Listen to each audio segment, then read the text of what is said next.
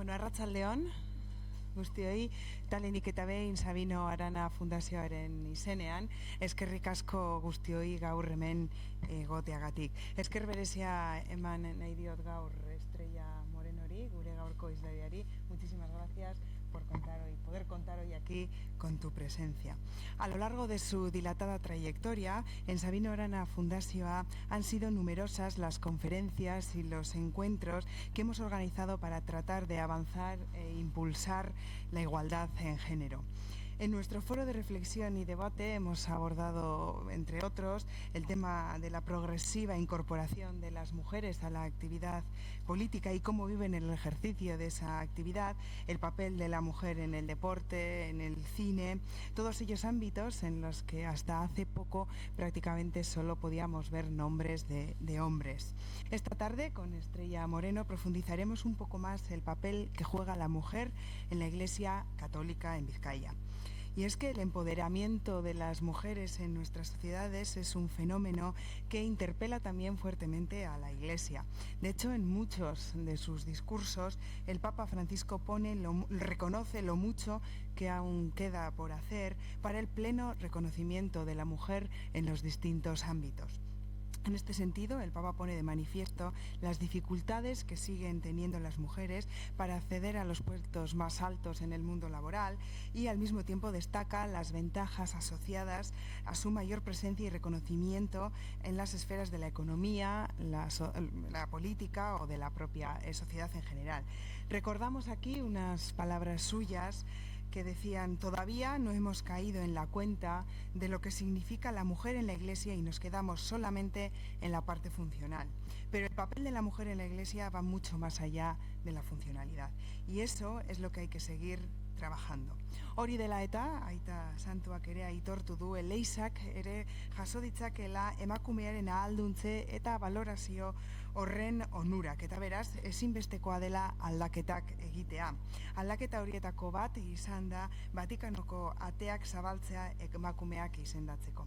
Aukera ere bada Jesusenganako eta jatorrizko Elizarekiko sinesmena berreskuratzeko, eta premiazkoa da emakumeen belaunaldi gazteek Elizaren egiturari behin betiko bizkarra ematia nahi ez badugu.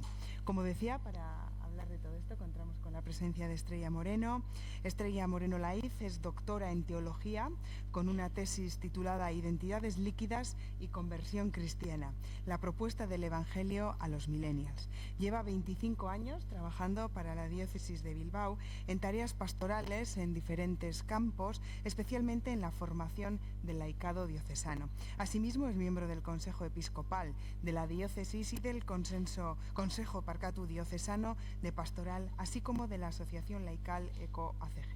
Eskerrik asko, barriro be guztioi, eskerrik asko, Estrella, cuando quieras puedes comentar. Arratsalean.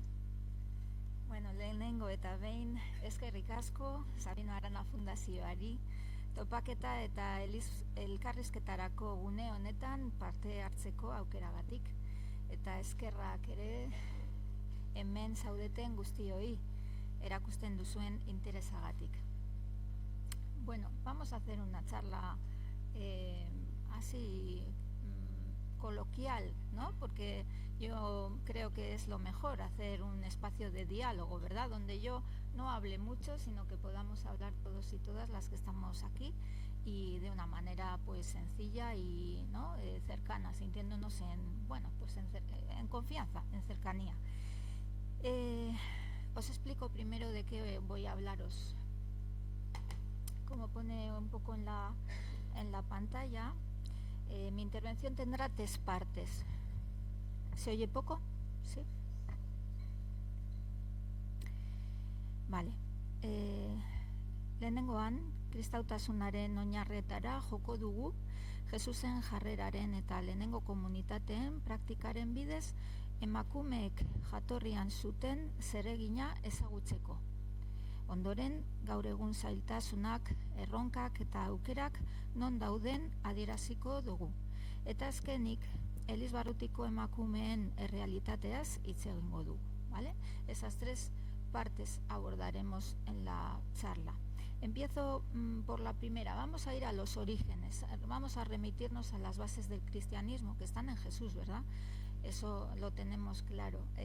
La Iglesia es consecuencia de esa persona y de la actividad que él generó, ¿no? Y desde ahí vamos a encontrar también sentido y novedad en qué propuso Jesús y cómo se comportó respecto a la mujer, porque eso yo creo que nos da pistas interesantes. Por supuesto, Jesús nace en un contexto que es la Palestina del siglo I, que como toda persona, ¿no? Bueno, ese contexto le va a marcar, ¿no? Y es un contexto claramente patriarcal, como lo es la realidad de ese tiempo universalmente, ¿no?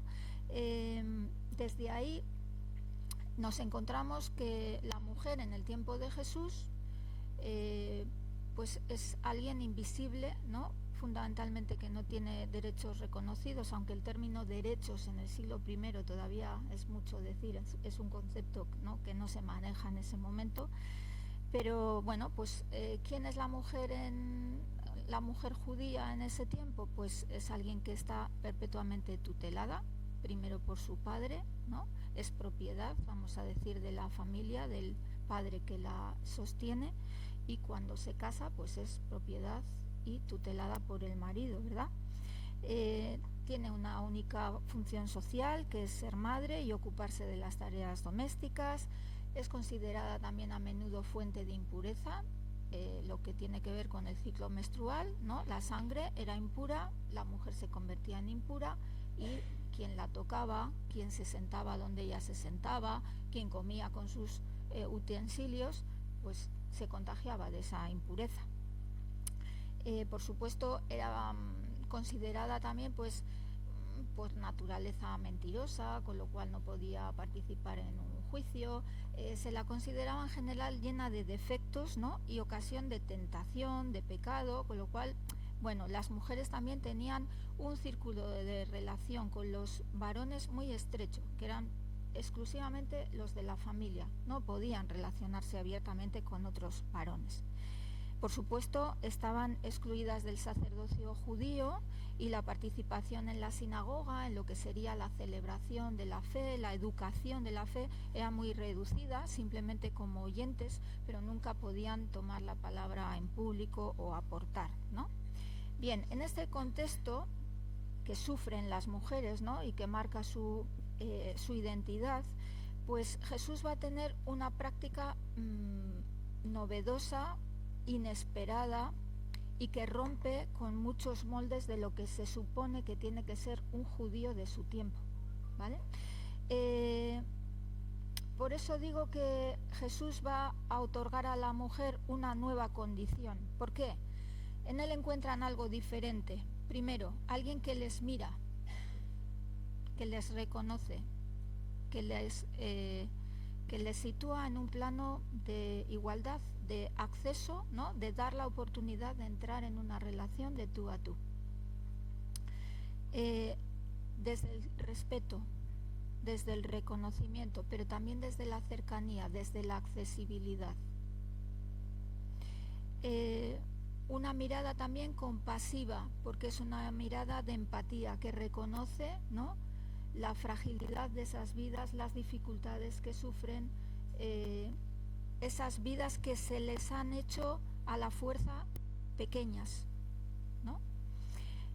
¿Cómo reacciona Jesús ante ellas? Pues con gestos de liberación, de reconocimiento, de oportunidad. Acordaros de imágenes como la mujer que se endereza, ¿no?, la mujer que es curada de su flujo, ¿no?, la mujer que ha perdido un hijo, ¿no?, y ese hijo vuelve, ¿no? Y muchas veces Jesús las llama hijas de Abraham, es decir, las reconoce miembros del pueblo elegido, de ese pueblo de Dios, siendo iguales en ese sentido que los hombres, ¿no? Un pueblo que se compone de hijos e hijas, ¿no? Con lo cual las coloca en una posición distinta, en una nueva condición. pero también genera ese nuevo modo de relación, ¿no? Primero, porque Jesús no acepta el modelo familiar que está subyugando a la mujer y que la condena a eso, a vivir sometida a su marido, porque Jesús nunca las exhorta a vivir así. Es más, va a cuestionar la práctica del divorcio tal como se ejerce en Israel y también la práctica del adulterio. ¿Por qué? Porque esto siempre era cuestión de la mujer. ¿Quién era adúltera? La mujer. ¿Quién tenía derecho al divorcio? El hombre, ¿no? Entonces, eso Jesús lo va a criticar.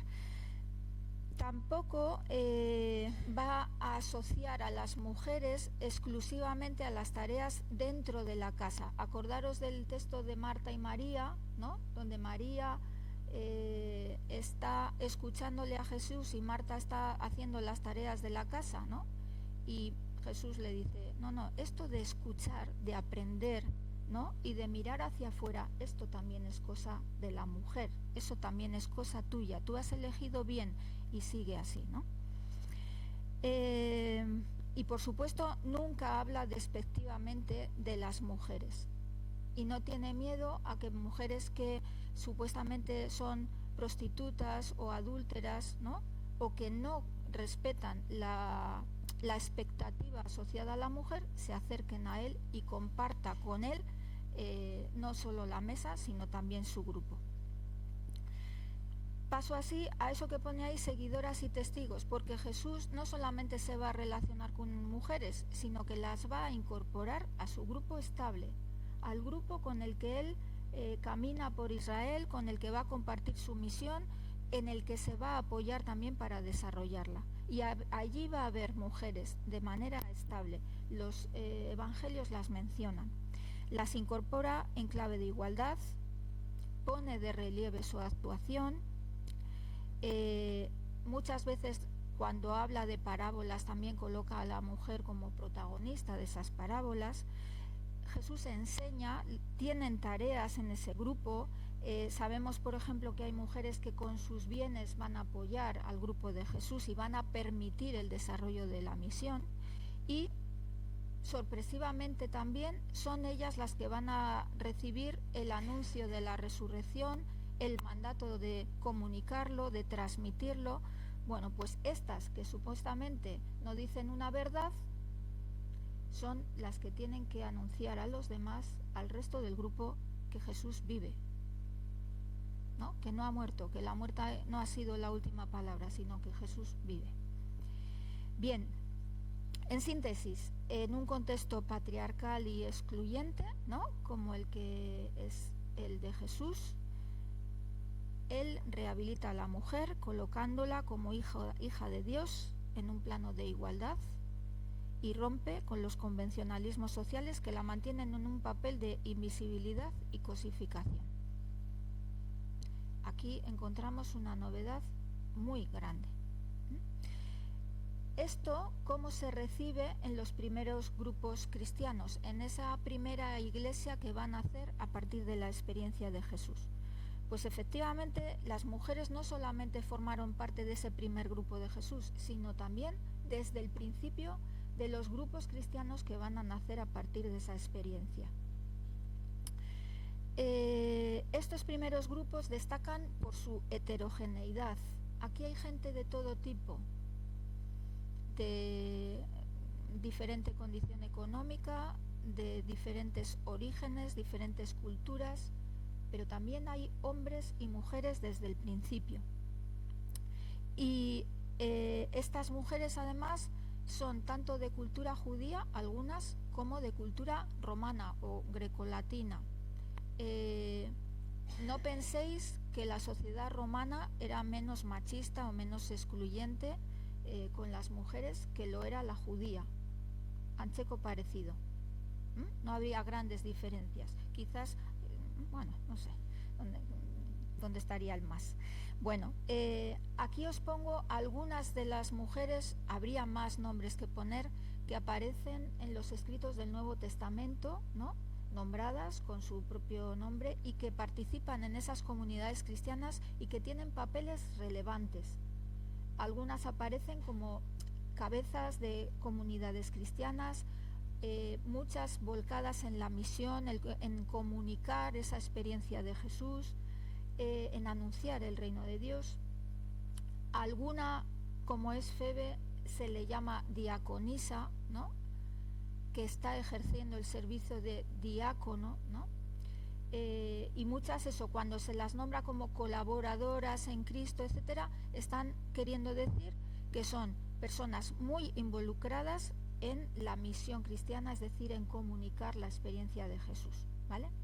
Con lo cual, estas mujeres ejercieron autoridad y liderazgo en esas primeras comunidades, en unas comunidades que, contrariamente a lo que era la dinámica social, fueron espacios de igualdad.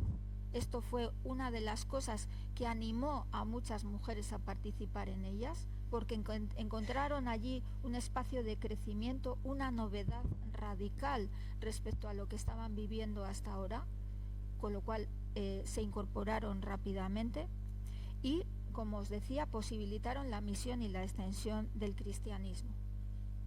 Con lo cual, si vamos a esa primera experiencia de iglesia, encontramos mujeres no solamente participando, sino en una clave de gran igualdad y ejerciendo tareas de liderazgo.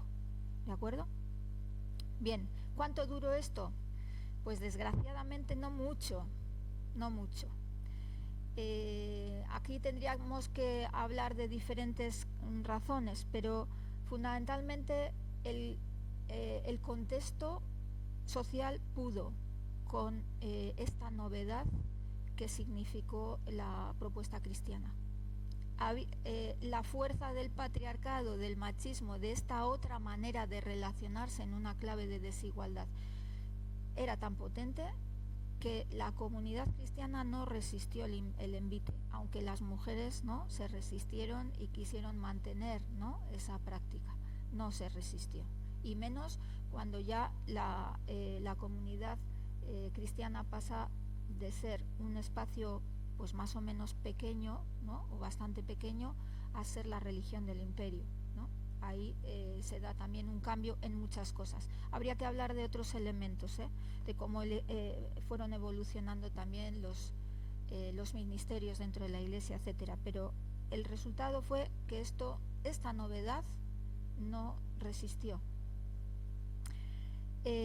Con lo cual, esa corriente patriarcal, esa manera de relacionarnos en desigualdad, se adueñó de la comunidad cristiana también y produjo algunas consecuencias que no son solo parte de lo que se ha vivido en la iglesia, sino que es lo que han vivido las mujeres hasta hace nada, ¿no?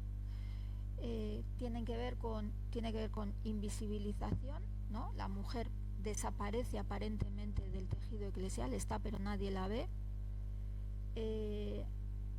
Hay un dominio de una visión del ser humano desde lo masculino, una visión antropológica androcéntrica, ¿no?, es decir, centrado en el estereotipo masculino, y eso tiene muchas consecuencias, porque pensar el ser humano desde lo masculino, ¿no?, nos lleva a hacer una teología de una manera, ¿no?, a pensar a Dios en masculino, a hablar de Dios en masculino, a sacar consecuencias teológicas respecto a la salvación, lo sagrado, lo importante, lo valioso desde lo masculino, ¿no?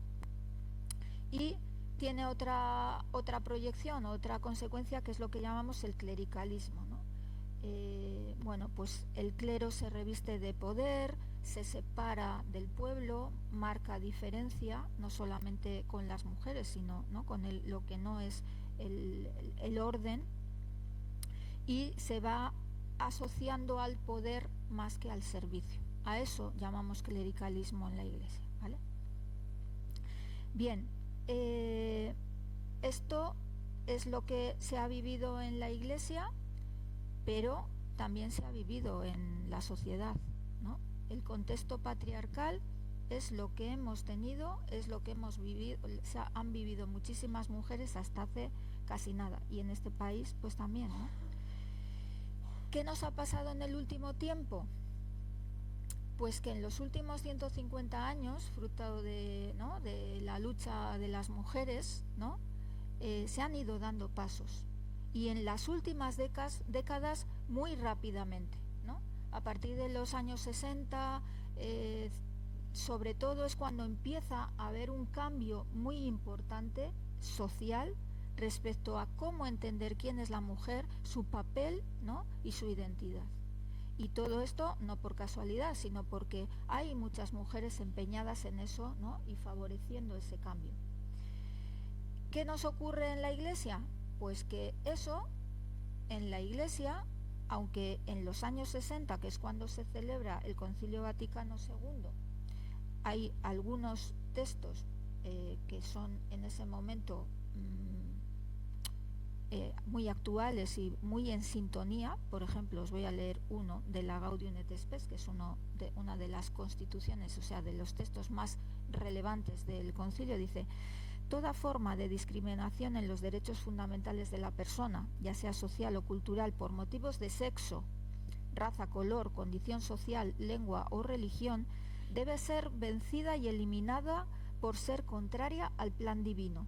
En verdad, es lamentable que los derechos fundamentales de la persona no estén todavía protegidos en la forma de vida por todas partes.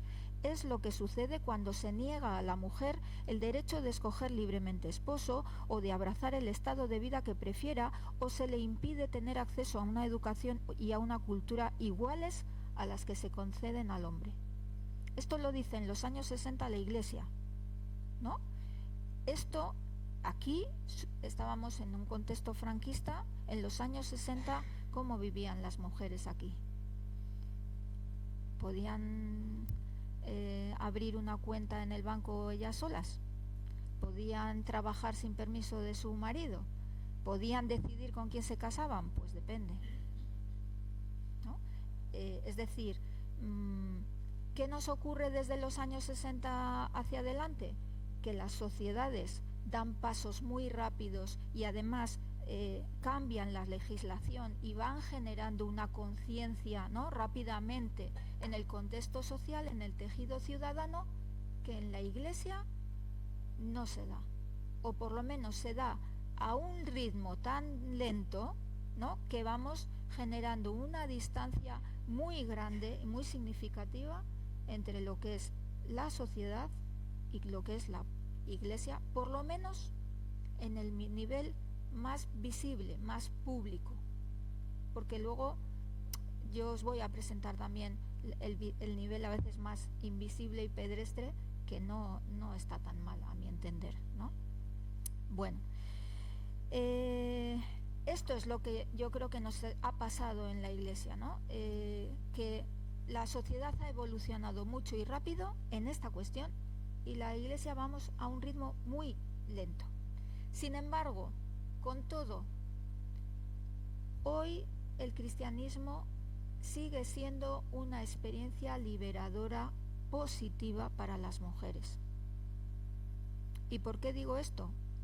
Porque hay muchas mujeres que lo viven así, y hay muchas mujeres todavía en la Iglesia, y no mayoritariamente por costumbre o por presión social, como ha podido ser en otros momentos, sino porque este es su sitio, porque se sienten en casa, porque aquí encuentran algo bueno. Y yo creo que lo que encuentran fundamentalmente no es una estructura, es una experiencia, ¿no?, de encuentro con un Dios que es liberadora, un Dios que es amor gratuito, que da alas como el Red Bull, que nos cambia, que nos empodera, que nos hace salir, ¿no?, a la vida de otra manera, con un nuevo sentido, ¿no?, de plenitud, que no se agota en una misma, sino que nos lleva a vivir, ¿no?, como hermanas, como transformadoras de la realidad en esa clave del reino de Dios.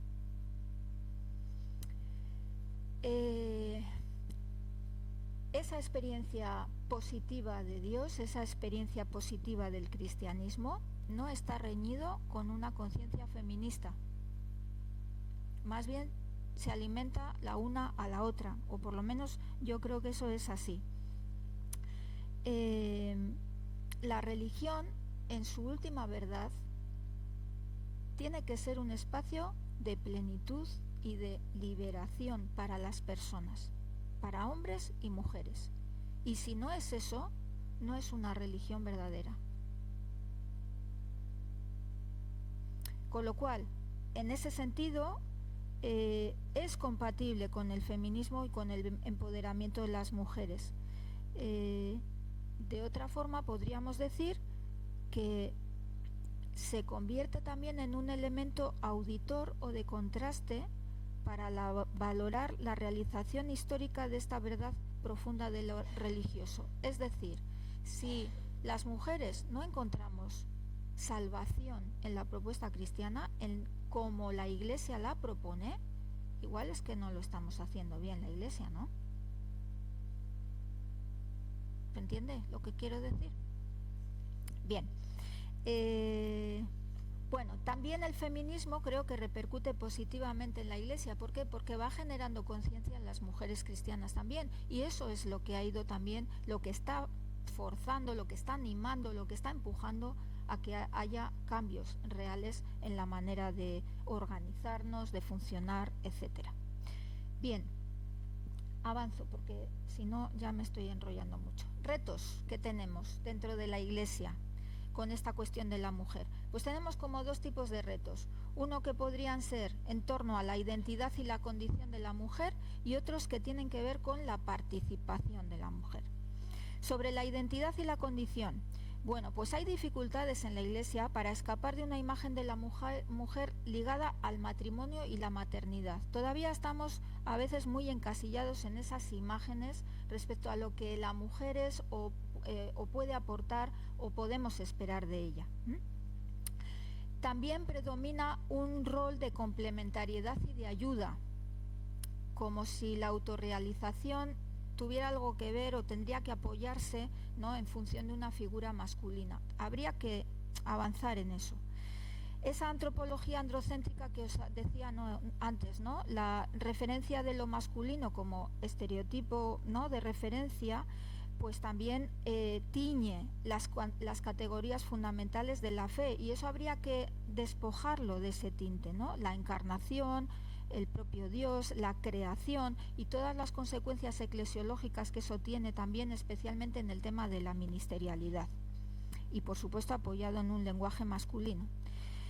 Tendríamos también que conectar más lo religioso, la propuesta concreta de Jesús, con la vida concreta de las mujeres, con sus experiencias, para dar cabida a las necesidades y problemas reales de las mujeres en la propuesta cristiana de salvación. No podemos hablar de salvación o de Jesús sin hablar de lo concreto de cada persona, de lo concreto de lo que están viviendo las mujeres. Y por supuesto, la afirmación de la diferencia entre hombre y mujer no es un argumento para justificar una situación de subordinación o una diferenciación de tareas asociadas a uno de los sexos. Esto dentro de la Iglesia todavía funciona y esto no tiene mucho sentido. La presión de las mujeres por recuperar su lugar es también una aportación para volver a lo más genuino de esta propuesta religiosa que es el cristianismo, ¿no? Nos enganchamos con los orígenes y con lo que hacía Jesús cuando reivindicamos otro tipo de papel para las mujeres. Bien, en torno a la participación de las mujeres, ¿qué retos tenemos? Pues hoy la Iglesia mayoritariamente tiene rostro de mujer, no hay más que asomarse a una parroquia para verlo. Otra cosa es la imagen pública, ¿no?, que la Iglesia tiene, que todavía está sobre todo concentrada en los obispos, en los curas, pues que son hombres. Pero son las mujeres las que están sosteniendo la Iglesia y la acción pastoral que la Iglesia realiza todos los días. No hay proporción entre esta realidad y el número de mujeres que están en puestos de responsabilidad en la Iglesia. No hay proporción. Las mujeres no demandan solo cambios en determinadas estructuras, sino una reforma de conjunto entendida como un proceso global que afecta a la conciencia colectiva, es decir, tenemos que entendernos, recuperar una comprensión de la Iglesia como pueblo de Dios, que no es nada nuevo, porque ya nos lo pidió el Concilio Vaticano II, o sea, años 60, o sea, hace más de 60 años, ¿no? Pero esto todavía es una asignatura pendiente, una visión como pueblo de Dios determinado por la igualdad y la libertad de los hijos e hijas de Dios. Esto tiene que ver también con una nueva forma de vivir las relaciones eclesiales marcada por el caminar juntos, eso que hemos llamado sinodalidad, ¿no? Y que el Papa Francisco ha puesto otra vez encima de la mesa. Y necesitamos también una estructura que posibilite y refuerce todo esto. Con lo cual, estos tres elementos se necesitan y se alimentan mutuamente. Por supuesto, otra demanda tiene que ver con repensar la cuestión ministerial en la Iglesia. Esto es muy importante. El ministerio ordenado, que solo lo pueden ejercer hoy hombres y célibes, excepto en el caso de los diáconos permanentes, ha funcionado como un cajón desastre, vamos a decir, que ha agrupado, que ha recogido un montón de ministerios y de acciones eclesiales. Tenemos el reto de repensar eso, de repensar cuál es el sentido original del ministerio, sabiendo que los ministerios son constitutivos y necesarios para la vida eclesial, pero no las formas históricas que toman y que son revisables y que son reformables. Oportunidades. Tenemos estos retos. ¿Hay oportunidad? Sí. ¿Por qué? Por esa teología que nos viene desde el Concilio Vaticano II, que es la normativa para la Iglesia y que subraya esa igualdad fundamental en el pueblo de Dios. Tenemos oportunidad con este Papa Francisco, que además ha convocado el sínodo de la sinodalidad. Este sínodo que quiere revitalizar unas formas más participativas, más corresponsables, transformar las estructuras y las dinámicas eclesiales de participación. Tenemos otra oportunidad, ¿por qué? Porque tenemos mujeres que están participando, que como he dicho están sosteniendo la acción eclesial. Y tenemos oportunidad porque estamos cada vez más convencidos de la necesidad de una mirada misionera y evangelizadora en la Iglesia. Que la Iglesia no está para perpetuarse a sí misma, para estar metida dentro de su casita, sino que la Iglesia tiene que estar, ¿no?, incorporada a la realidad con una mirada transformadora y con una buena noticia que aportar en esa realidad, ¿no?, que necesita mucha esperanza, necesita mucho horizonte, ¿no?, cuando a veces todo está un poco oscuro. Termino en nada. Respuestas que podemos ir dando y que se están dando ya. A nivel global, sobre la identidad y la condición de la mujer, pues eso, los documentos importantes en la Iglesia afirman una igualdad básica entre hombre y mujer. Tenemos que sacarle chispa a eso, pero tenemos algo donde apoyarnos.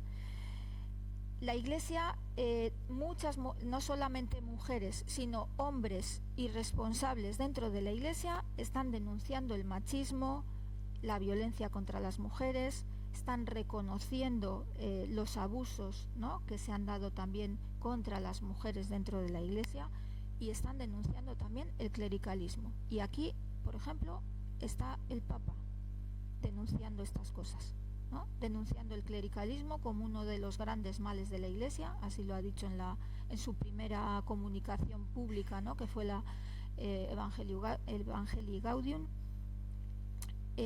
Lo mismo con el tema de la violencia, etcétera. Hay otra oportunidad que tiene que ver con la disposición para escuchar que está teniendo el Papa Francisco de estas reivindicaciones, de estas peticiones que las mujeres están realizando, pero no solamente el Papa, afortunadamente, ¿no? Cada vez más responsables eclesiales están recogiendo eso y tomándoselo en serio y descubriendo ahí una necesidad, ¿no? el Papa ha dicho: las reivindicaciones de los legítimos derechos de las mujeres, a partir de la firme convicción de que varón y mujer tienen la misma dignidad, plantean a la Iglesia profundas preguntas que la desafían y que no se pueden eludir. Vale, en la participación, respuestas, ¿qué pasos estamos dando o que se están dando? Por una parte, está toda la práctica que está realizando el Papa respecto a nombramientos de mujeres en puestos de responsabilidad, no en el último puesto de responsabilidad, pero sí en el inmediato. ¿Por qué en el último no? Porque de momento eso está reservado a curas, a ordenados, ¿no? Obispos, etcétera. Pero bueno, tengo aquí una lista, si luego queréis que os cuente, os digo, ¿no? Pero en muchos espacios de la Curia Vaticana el Papa está introduciendo mujeres. Ha sido una novedad también clara y muy importante la participación de las mujeres en el sínodo de la sinodalidad, este último, pero también en el anterior, donde en la novedad ha sido que no solamente han ido como participantes, sino que han tenido voto. Todavía no son la mitad de la asamblea, pero ha habido un número importante de mujeres. Bien, los propios resultados del sínodo de la sinodalidad son un elemento importante a tener en cuenta como pasos a dar, porque el sínodo ha pedido respecto a la mujer estudiar el diaconado femenino y su viabilidad. Ha pedido un mayor reconocimiento y valoración de la aportación de las mujeres, que se garantice su participación en los procesos de decisión, el aumento de las responsabilidades en todas las áreas de la vida y misión de la Iglesia, el acceso a programas de formación y estudios teológicos, la renovación del lenguaje, y que mujeres, por ejemplo, puedan ser jueces en todos los procesos canónicos. Esto son peticiones que ha formulado la Asamblea Sinodal. Bien, y finalmente os cuento un poquito también, para los que no conozcáis tanto el tejido diocesano, algunas cosas, pasos que se han dado en esta iglesia concreta, que es la iglesia de Vizcaya, la diócesis de Bilbao, ¿vale? Porque yo creo que también aquí llevamos una práctica de décadas intentando generar que las mujeres tengan otro tipo de participación. Por ejemplo, en la curia diocesana, pues hay 2 delegadas episcopales, es decir, 2 colaboradoras inmediatas nombradas por el obispo al frente de 2 delegaciones diferentes, anuncio y catequesis y la delegación de misiones. Tenemos una directora de medios de comunicación que está aquí. El obispo también ha incorporado a 2 mujeres en el Consejo Episcopal, que es el espacio en principio de gobierno habitual de la diócesis. Por supuesto, dentro de las mujeres que tenemos trabajando en las áreas pastorales, o sea, las mujeres son mayoría, pero también dentro de las mujeres que tienen un sueldo dentro de la iglesia y que están dedicadas, tienen una encomienda pastoral, también episcopal, para dedicarse a cuestiones pastorales con remuneración. El espacio de consulta diocesano más plural, que es el Consejo Pastoral Diocesano, prácticamente estamos igualados. Hay 25 mujeres, 29 hombres. Mujeres en todos los campos de acción eclesial, también en el litúrgico. No sé si conocéis alguna experiencia, aquí tenemos a Miren, por ejemplo, que participa en eso. Celebraciones que se celebran los domingos cuando los curas no pueden llegar a la parroquia, no porque no les falla el coche, sino porque no da la agenda para atender a todas las parroquias y celebrar el domingo la Eucaristía. Celebraciones donde la comunidad se reúne y las anima una mujer, ¿no?, designada también, reconocida por la comunidad y por los responsables diocesanos, para animar la liturgia, ¿no?, cuando no está el cura. Mujeres en todos los equipos ministeriales, es decir, los equipos que dinamizan las iglesias, ¿no?, en los barrios, en los pueblos, mujeres participando ahí. Referentes parroquiales, ¿os suena de algo esto?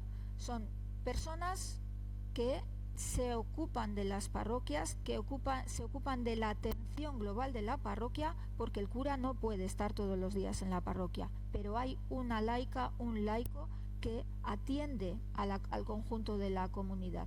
La mayoría, mujeres. Mujeres directoras de instituciones diocesanas como Cáritas, el Archivo Histórico, la Bairu, Bidesari, Gizakia, ¿no? Y mujeres también con formación teológica. Llevamos muchos años en la diócesis también, desde el Instituto de Teología, donde yo trabajo, favoreciendo que las mujeres tengamos formación teológica. ¿Por qué? Porque así tenemos criterio, ¿no? Y porque así podemos aportar con otra calidad. Entonces, ¿estamos dando pasos? Sí. ¿Tenemos que seguir dando pasos? Claramente sí. Pero en esta diócesis yo creo, y es mi experiencia, sí hay, ¿no?, una convicción de que hay que dar pasos. Las últimas decisiones pues no se toman en Bilbao, se toman en Roma, y para eso vamos a tener que seguir, ¿no?, presionando y metiendo prisa y no dejándolo para pasado mañana. Pero también dicen que de Roma viene lo que a Roma va, ¿no? Entonces también es muy importante que en cada iglesia particular, ¿no?, en cada iglesia local, trabajemos, vayamos generando otro tipo de participación y de estructuras que visibilicen más a las mujeres y nos den cabida. Pues si os parece, lo dejamos aquí y así abrimos turno de diálogo, de preguntas, de...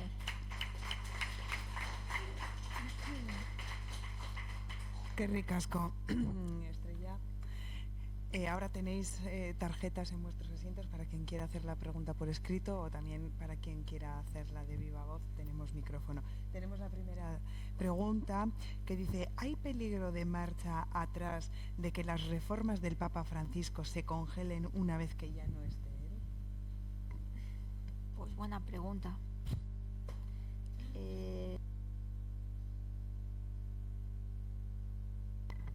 Eso es un miedo, sí, pero ¿qué va a pasar? No lo sé. Yo espero que si hemos tenido sorpresa positiva con el Papa Francisco, oye, igual hemos empezado una nueva etapa, ¿no? Y el siguiente Papa va a ser, ¿no?, del mismo estilo, ojalá, ¿no? Vamos a confiar en que el Espíritu Santo de verdad sopla, ¿no? Y de verdad, ¿no?, actúa también cuando los cardenales se reúnan a decidir el próximo Papa. Espero que sí. Esta es una cuestión crucial. No nos podemos dormir mucho en los laureles, sobre todo porque las generaciones más jóvenes de mujeres que ya han sido educadas y viven, ¿no?, en un espacio de igualdad, no van a entrar por un aro donde no vivan eso, ¿no?, en un espacio religioso. Entonces, yo sí creo que en las comunidades corrientes, es decir, en nuestras parroquias, en los grupos en los que estamos, eso es lo que vivimos. Vivimos un espacio de igualdad, pero necesitamos también que en la cara más pública de la Iglesia eso se haga verdad, porque si no, la propia estructura eclesial se va a convertir en una dificultad mayúscula para que el mensaje de Jesús llegue a la gente, a las mujeres en concreto. Y eso no nos lo podemos permitir, porque la Iglesia estamos solo para ser el rostro de Jesús aquí, hoy, para hacer llegar esa buena noticia hoy y aquí. Con lo cual, esto no es una cuestión baladí, es una cuestión muy importante. Beste galderarik, ¿alguna otra pregunta, alguna otra consideración?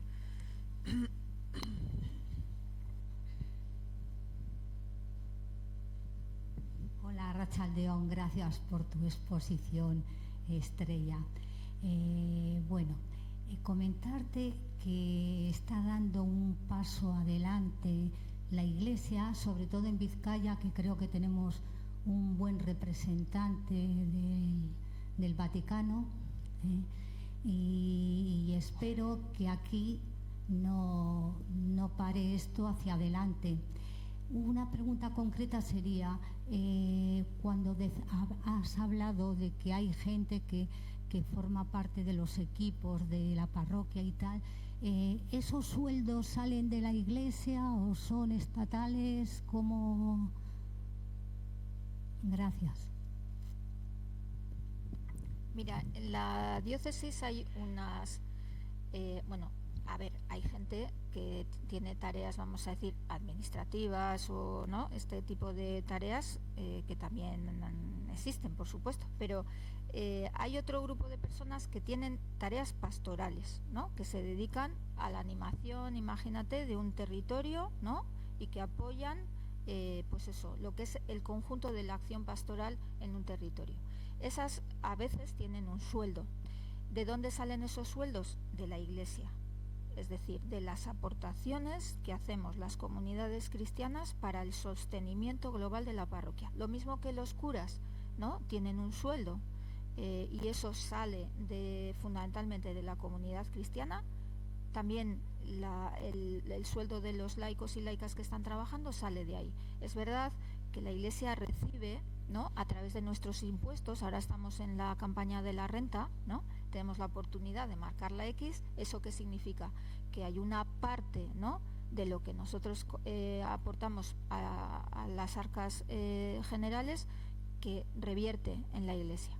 Pero nuestros sueldos no salen directamente de ahí, sino que salen del conjunto de la economía diocesana, donde una parte viene también de esa aportación que hace el Estado.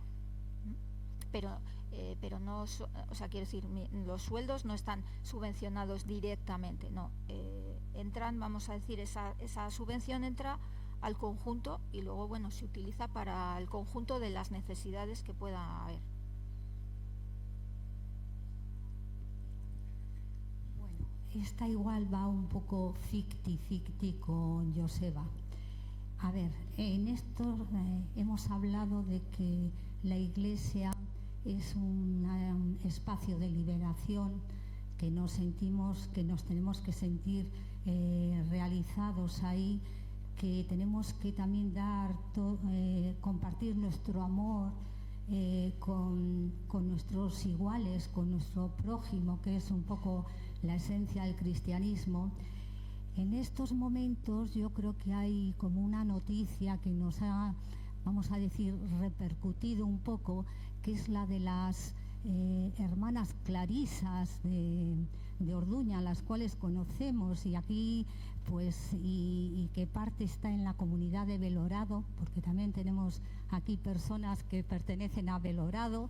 Entonces, igual Joseba nos puede explicar qué es lo que ha podido pasar o cómo está ese asunto, porque yo creo que es una pena que una comunidad como las clarisas, con toda esa historia, larga trayectoria, esté en esta situación en la cual yo considero también que son un poco parte, víctima igual de una situación poco considerada por la jerarquía, o no sé cómo entenderlo. Si nos podríais aclarar esto, pues yo creo que os agradeceríamos, porque está en estos momentos en auge y está en los periódicos, en los medios de comunicación, y teniéndoos a vosotros, que sois dos personas muy cualificadas en ese terreno, pues os agradeceríamos. Gracias. Bueno, yo creo que hoy a la que le tenemos que preguntar es a Estrella, que es, bueno, la invitada del día. No sé si, Estrella, nos puedes decir algo al respecto.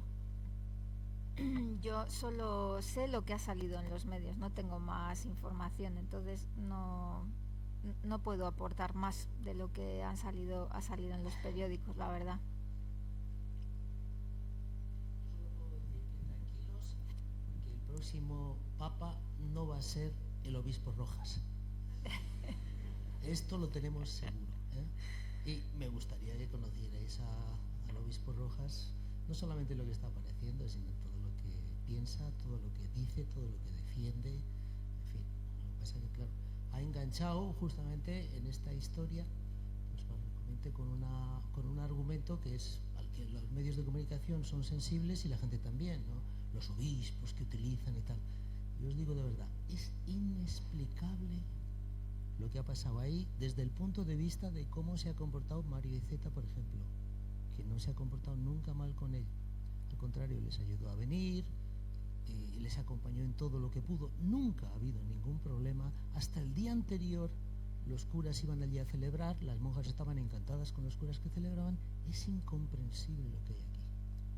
O sea, no se puede explicar, es del caso, son mujeres en la iglesia, ¿no? Y en ese sentido es un caso interesante de ver. Lo que pasa es que en un momento determinado me parece que lo que está produciendo es un determinado estilo de relación en una comunidad que sí, efectivamente, tiene obispos y tiene personas, pero que no tienen relación ni responsabilidad directa en la gestión de la comunidad, porque tiene una presidenta federal que tiene más directa responsabilidad en lo que es la vida de las mujeres de esas comunidades clarisas. Los obispos prácticamente no tenemos nada que decir ahí, no tenemos nada que ver con todas estas operaciones financieras, pero se nos dice que tenemos que tener, o que estamos teniendo. No es verdad, pero es igual, es igual. Lo que pasa es que poco a poco irá saliendo aquí la luz del asunto, pero sí creo que es relevante y por eso estoy respondiendo o hablando algo de este asunto, porque me parece que es interesante ver cómo en una comunidad en la que las mujeres, especialmente monásticas, han tenido una tremenda autonomía y capacidad para decidir sobre sus modos, sobre sus maneras, sobre sus dinero y sobre todo, de pronto han caído en manos en este momento, en caso de un señor, que ya iréis viendo lo que puede pasar aquí.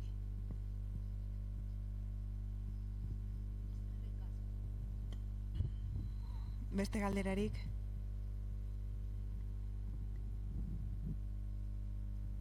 Bueno, buenas tardes. Quería hacer un poco una pregunta estrella, a ver si me expreso bien, ¿eh? Vamos a decir que la Iglesia actualmente, vamos a decir que la mujer a nivel servicios, entre comillas, ¿no? Llevan las parroquias, ¿ves? No te iba a decir, vamos a dejar a los hombres un poco, a nivel del servicio, entre comillas, ¿no? Llámese ropa, en fin, toda esa serie de cosas. Para esta igualdad de la mujer, igual donde más se tiene que trabajar es en la teología, en las mujeres. O sea, que la mujer tenga una base de cabeza para poder, en esto que has comentado tú en Roma, juntarse y tal, valorar, que la misma mujer se valore a sí misma, digamos, por ese saber, te iba a decir, no, esa educación de teología, vamos. Gracias. Pues mira, la realidad es que hay cada vez más mujeres teólogas, es decir, mujeres que no solamente tienen estudios de teología, sino que están haciendo reflexión teológica, que están escribiendo, que están participando de foros, ¿no?, de reflexión eclesiales. Eso es muy valioso, porque al final cada uno mira las cosas desde su lugar, ¿no?, y desde su experiencia, y las mujeres pues tienden a mirar las cosas de manera diferente, no solamente porque somos diferentes hombres y mujeres, sino porque, bueno, pues los puntos, ¿no?, de partida, las experiencias, las vivencias particulares, pues marcan, ¿no?, la mirada y la aportación. Entonces, sí hay cada vez más mujeres con estudios teológicos y luego lo que os he dicho, aquí en la diócesis también estamos haciendo un esfuerzo grande por eso, ¿no?, porque a veces, ¿qué nos pasa con la fe? Pues que nos la contaron cuando teníamos 9, 10 años, cuando hicimos la comunión, nos contaron las cosas para que entendiéramos, ¿no?, que éramos desde nuestra condición de niños de 9 o 10 años, pero luego no hemos tenido la oportunidad de que estas cosas nos las cuenten o las reflexionemos nosotras, ¿no?, de otra manera, ya siendo adultas y en otro lenguaje y con otras categorías, ¿no? Entonces, la formación es muy importante porque nos ayuda, pues, a profundizar en la fe, punto número 1, pero también eso, a descubrir, ¿no?, por dónde caminar y por dónde expresar esa vivencia de la fe de una manera hoy asumible, novedosa, cuestionadora para las personas, ¿no? Entonces, ahí es un campo importante, hay que seguir trabajando, pero se están dando pasos también ahí.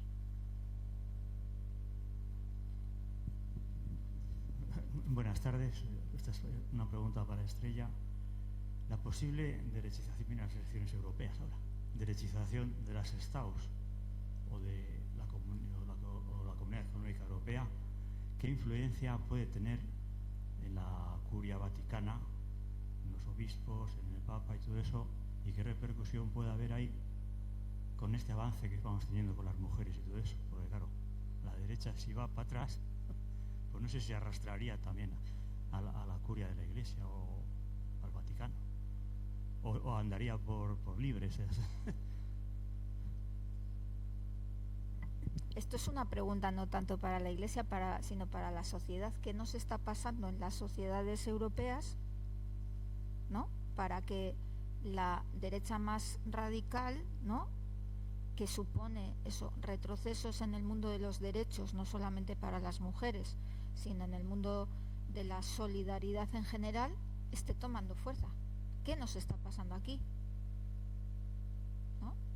Y no solo eso, ¿tenemos realmente asentada en nuestro mundo occidental esta conciencia feminista? Porque yo no lo tengo tan claro. En la Iglesia tenemos muchos pasos que dar, pero hay que seguir dándolos también en la sociedad, porque a veces en la teoría, ¿no?, en el nivel de la fundamentación del derecho decimos una cosa, pero luego en la realidad, ¿no?, siguen existiendo los techos de cristal en las empresas, en los gobiernos y en otros muchos lugares que no son solo la Iglesia, ¿no? Con lo cual, esto es un terreno donde el que tenemos que caminar todos, como conjunto, ¿no?, de humanidad. Y por supuesto, ya que vamos a decir, si no hablamos de las sociedades europeas, sino que hablamos de Asia, ¿no?, hablamos de la India, o hablamos de Pakistán, o hablamos de Ecuador, o hablamos de... No tenemos la misma conciencia, ¿no?, como humanidad respecto a esta cuestión. Tenemos mucho todavía que caminar, mucho que trabajarnos, ¿no? Entonces, la Iglesia sí, pero el resto también.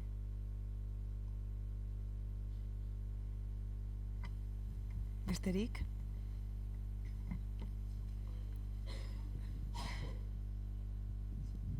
Has comentado que en nuestra diócesis, bueno, pues el obispo, por ejemplo, está intentando meter mujeres en los cargos de responsabilidad. Y parece que se está avanzando en eso. Lo que pregunto es, esos cargos, o sea, no los cargos, sino esa forma de que sea el obispo el que diga a quién, no se va a normalizar, quiero decir, que venga otro obispo y dice, bueno, ahora no, y los quito. ¿Se puede de alguna forma ponerlo ya en la estructura? O sea, decir, no, esto se vota por, no sé, por votación, o hacemos de otra manera, o si no viene otro y estamos en las mismas. Sí, pero también es verdad que cuando hay una práctica sentada es difícil también, ¿no?, que el último responsable, que además tiene una tarea de comunión, ¿no?, de generar consenso, ¿no?, de articular a la comunidad cristiana para que camine junta, hombre, tomar decisiones que rompen con la práctica asentada, con lo que es una convicción común, no es lo esperable tampoco ante un obispo que igual no es lo primero que se le ocurre, o sea, no es lo que le saldría así de motu propio, pero que a poco inteligente que sea y que sea fiel también a su tarea y a su carisma, pues hombre, no sería lo más esperable, ¿no? ¿Por qué digo esto? Porque hay algunas cuestiones que tienen que ver claramente con el derecho canónico. Por cierto, en el sínodo, una de las peticiones también que ha aparecido claramente es que se reforme el Código de Derecho Canónico, porque hay muchas cosas, ¿no?, que la norma todavía no permite, pero en la práctica estamos haciendo. Entonces, hay que ajustar eso para que luego no se convierta en una dificultad, ¿no?, en una barrera para seguir dando pasos.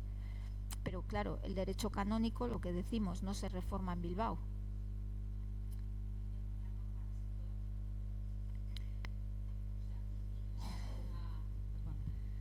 No sé exactamente las estructuras que hay, pero en las estructuras de responsabilidad no se puede decir, en la diócesis de Bilbao esto se va a manejar así.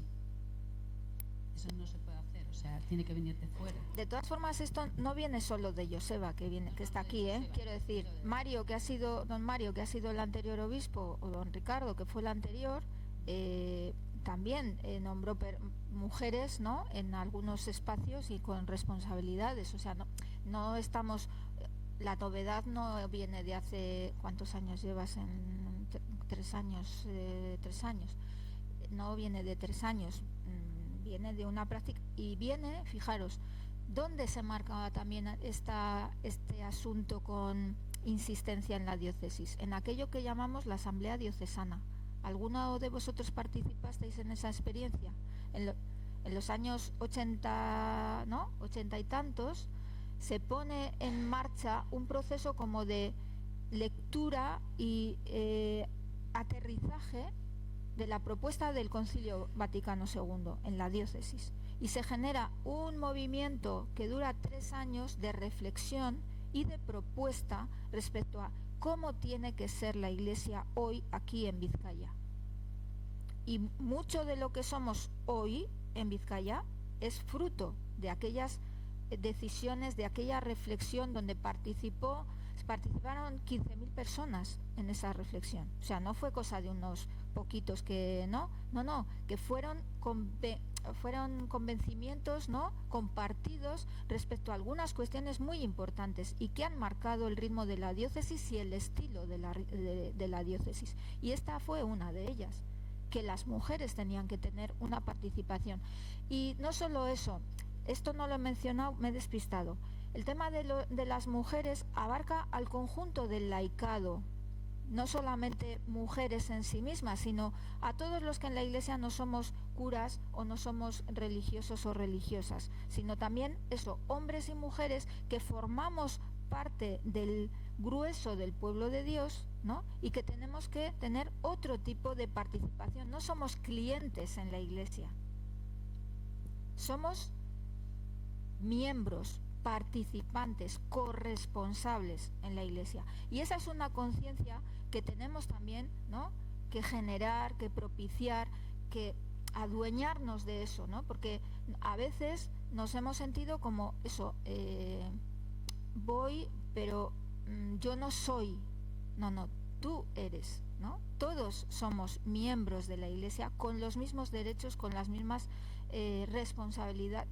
No las mismas responsabilidades, porque cada uno tiene grados diferentes, ¿no? Pero nos tenemos que sentir todos que esta es nuestra casa. Y si yo no pongo algo de mí en la casa, pues igual en un momento esa casa se acaba cayendo, ¿no? Entonces, necesitamos crecer en eso como conjunto de laicado, mujeres y hombres. Besterik? Bueno, ez badago besterik, bukatzen joango gara. Eskerrik asko Estrella, eskerrik asko Gotzainari hemen egonteagatik eta parte hartzeagatik, eskerrik asko guztioi eta hurrengora arte.